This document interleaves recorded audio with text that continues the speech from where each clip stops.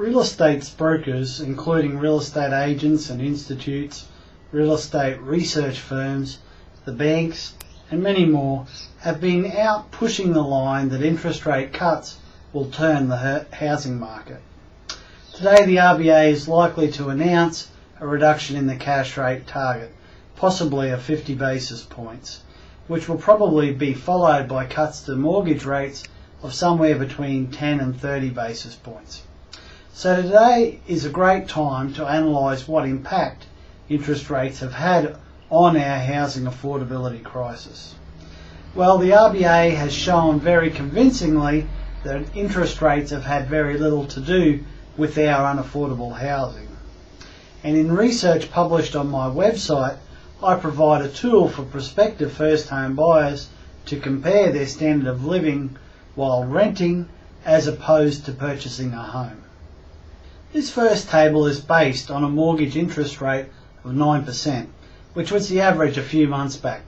The table tells you that the deposit that you need when buying a home to maintain your standard of living that you have when you rent that home.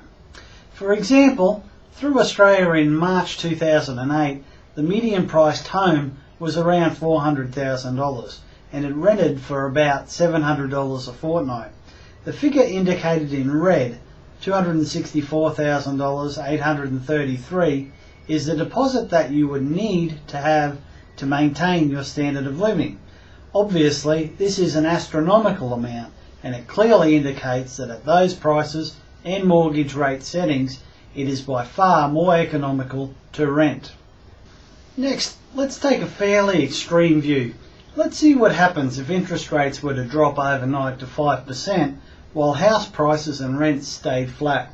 Using the earlier example, the deposit required is in red and it is just a smidgen under $200,000. That is still an astronomical number, and it proves beyond a shadow of a doubt that our house prices are ridiculously high. What's more, talk of a housing market rebound due to decreasing interest rates is clearly a marketing tactic rather than a sound assessment. Finally, I'll finish with a table which my analysis leads me to suggest will approximate the situation in 2 or 3 years' time. This is the same spreadsheet tool based on an interest rate of 7%.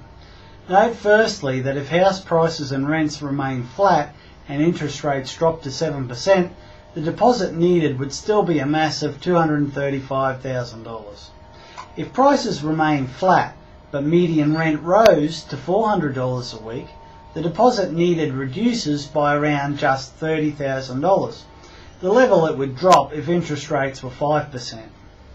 Even if rents were really ratcheted up to $450 a week, something I consider highly unlikely for reasons stated in some earlier bubbles of the day, you would still need a deposit of almost $175,000 to enjoy the same standard of living buying a $400,000 home.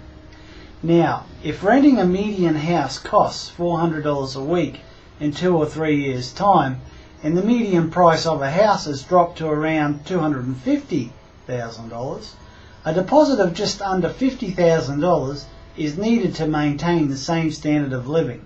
Note carefully that that represents a deposit of 20%, which historically has been considered a reasonable and sound deposit on a home. Whilst we can only make our best judgment on what will happen in the future, taking account of all the information at our disposal, one thing is absolutely certain right now. Renting is by far and away the most economically sensible decision for Australians who have not yet purchased a home. Thank you. www.geocities.com/homesforaussies. Standing up for affordable housing for all Australians. Written and spoken by Dr. Brett Edgerton, founder of Homes for Aussies.